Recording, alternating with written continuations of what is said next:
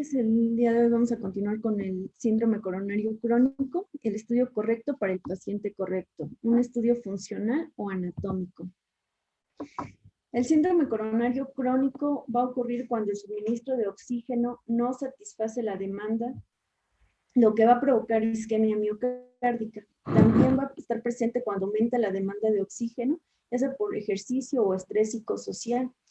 El flujo sanguíneo coronario se va a ver reducido, puede ser consecuencia de una obstrucción coronaria aterosclerótica fija o alteraciones en la microcirculación coronaria. ¿Por qué es relevante diagnosticar el síndrome coronario crónico? Bueno, en el 2020 el INEGI reportó en nuestro país que dentro de las 10 principales causas de muerte se encontraba en primer lugar las enfermedades cardiovasculares, tanto en el total como separados por hombre y mujer. Del 2011 al 2020, las enfermedades cardiovasculares siempre han encabezado la lista de defunciones. Aproximadamente el 5% de la población de Estados Unidos, las edades de 25 a 64 años que se someten a una evaluación en el contexto de angina y se realizan pruebas de esfuerzo a esos pacientes, se extrapolan estos datos a un total de 220 millones de habitantes estadounidenses. Estaríamos hablando que se hacen alrededor de 10 millones de pruebas de esfuerzo. El síndrome coronario crónico se asocia con un riesgo promedio anual de 3 al 4% de muerte e infarto agudo al miocardio. La prevalencia de angina aumenta con la edad. Del 4 al 7% de los adultos de 49 a 79 años la presentan y más del 10% en los mayores de 80 años. La angina de pecho, entre más frecuente o grave, mayor se asocia al riesgo de eventos cardiovasculares. ¿Qué hay acerca del manejo de la enfermedad arterial coronaria?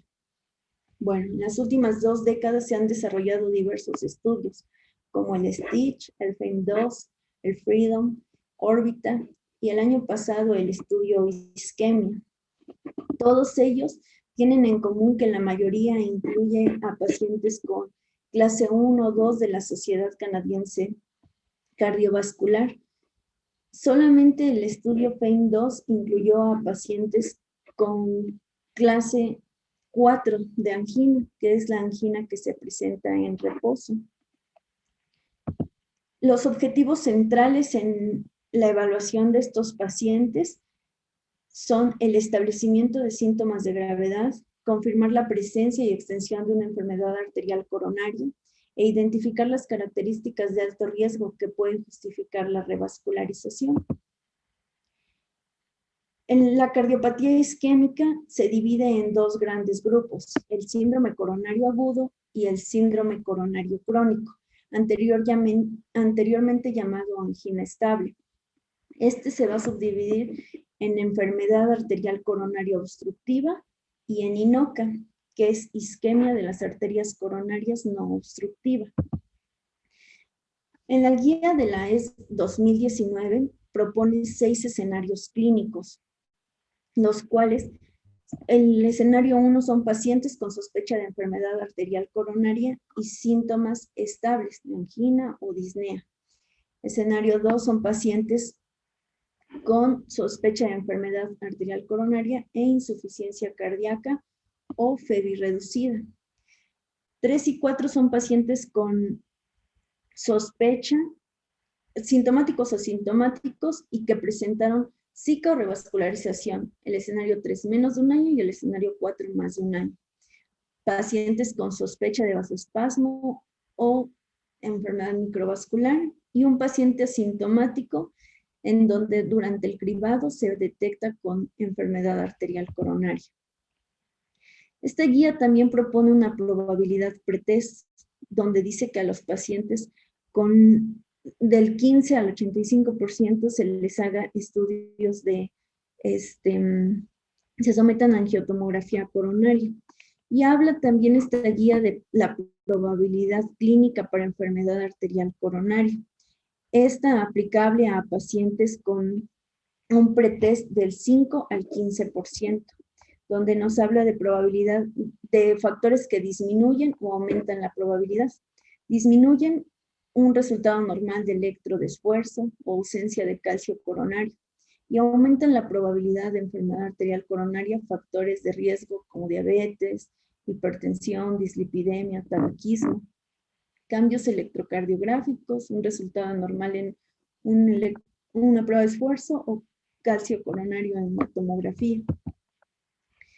También nos habla de que, de acuerdo a esta probabilidad, pacientes con alta probabilidad deberán de someterse a angiografía invasiva.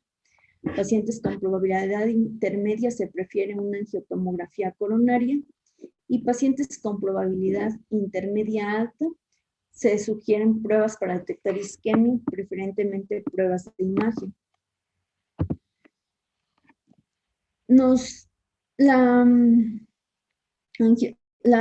En este estudio, probabilidad clínica de enfermedad coronaria, tanto angiográficamente significativa como funcionalmente significativa. Pues en este esquema vemos a la angiotomografía coronaria, donde nos dice que la probabilidad para descartar enfermedad coronaria es alta, pero la probabilidad para confirmarla es menor al 50%. Cuando sometemos a todas estas pruebas, las comparamos con el FFR para descartar o confirmar enfermedad arterial coronaria, vemos que todas las pruebas disminuyen su sensibilidad. Se puede considerar también la prueba de esfuerzo como una prueba alternativa, pero solamente para considerar o descartar enfermedad coronaria cuando no se disponga de pruebas de imagen no invasivas. El escenario donde se sospecha de enfermedad arterial coronaria e insuficiencia cardíaca o FEBI reducida, lo primero pues es evaluar los síntomas. ¿Se presenta angina? ¿Sí o no? Si sí, y se documenta isquemia, valorar si se trata de enfermedad multivaso. Si sí, identificar estenosis con FFR menores a 0.8. Si no, ir directamente a considerar la revascularización, además del tratamiento farmacológico. En sospecha de vasoespasmo o enfermedad microvascular, se sugiere utilizar el SCORE en pacientes asintomáticos mayores a 40 años. Y también para aumentar la evaluación del riesgo cardiovascular en sujetos asintomáticos se podría utilizar el calcio coronario y la detección de placa aterosclerótica mediante ultrasonidos coronarios. La fisiopatología de la enfermedad arterial coronaria, podemos encontrar la disfunción microvascular, la disfunción endotelial, la enfermedad arterial coronaria epicárdica focal o difusa, el vasoespasmo y el puente miocárdico. Recordar que todas las causas de isquemia pueden estar divididas en sistemáticas, cardíacas y coronarias, y es necesario un examen enfocado para evaluar los hallazgos sugestivos de causas no ateroscleróticas, como la estenosis aórtica, la miocardiopatía hipertrófica, la hipertensión pulmonar. De acuerdo al calibre de las arterias, podemos encontrar las alteraciones tanto funcionales como estructurales. A nivel de las arterias epicárdicas, la disfunción o vasoespasmo, y a nivel anatómico, la estenosis epicárdica focal. A nivel de la microcirculación, funcionalmente una disfunción endotelial. Este es un estudio que se publicó en la de este año, donde se trataron 110 centros de 37 países y tenían esta disponibilidad, a su disponibilidad estos estudios: resonancia magnética, angiotomografía coronaria, ecocardiograma con estrés, prueba de esfuerzo.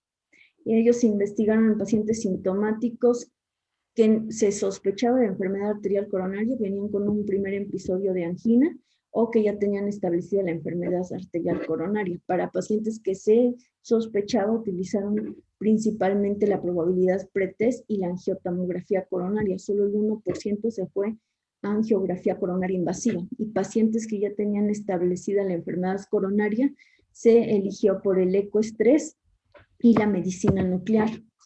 ¿Cuándo definimos enfermedad arterial coronaria obstructiva? Se define principalmente cuando la arteria coronaria principal tiene una estenosis del 70% en una proyección angiográfica, o mayor al 50% en 2 proyecciones. Cuando se trata del tronco coronario izquierdo es mayor al 50%. El estudio PROMISE, publicado en el 2015, se enfocó en comparar las pruebas anatómicas con las pruebas funcionales y se vio que no había una diferencia significativa en su objetivo primario, que era muerte, infarto y complicaciones cardiovasculares mayores. Este es un metaanálisis donde habla de la realización de pruebas no invasivas para descartar una estenosis significativa de las arterias coronarias en pacientes con angina estable. Este metaanálisis estaba centrado en la probabilidad posterior a la prueba. Y vemos que la sensibilidad más alta, tanto para una enfermedad arterial coronaria significativa anatómica o funcionalmente, la tenía la angiotomografía coronaria, una sensibilidad mayor en esta, anatómica y funcionalmente hablando. Y este es el nonograma de Fagan, donde donde vemos un paciente que inicia con una probabilidad pretest de, por ejemplo, aquí menor al 56% aproximadamente, comparándose con, anatómicamente usaron como estándar la angiotomografía coronaria, y si el paciente tenía alteraciones anatómicas, la probabilidad post-test se elevaba con la realización del PET y la angiotomografía coronaria, a diferencia de la prueba de esfuerzo. Lo mismo pasó en la angiografía, en la enfermedad arterial coronaria significativamente funcional. Entonces, las conclusiones de esta plática es: desde el punto de vista de imagen, es posible que el paradigma de las pruebas de isquemia hayan finalizado. Reciente evidencia como el PROMISE, el SCOT-HEART y el isquemia han demostrado que las pruebas funcionales inductoras de isquemia miocárdica son inferiores a la evaluación anatómica para estratificar y gestionar el riesgo en pacientes con cardiopatía coronaria sospechada o conocida.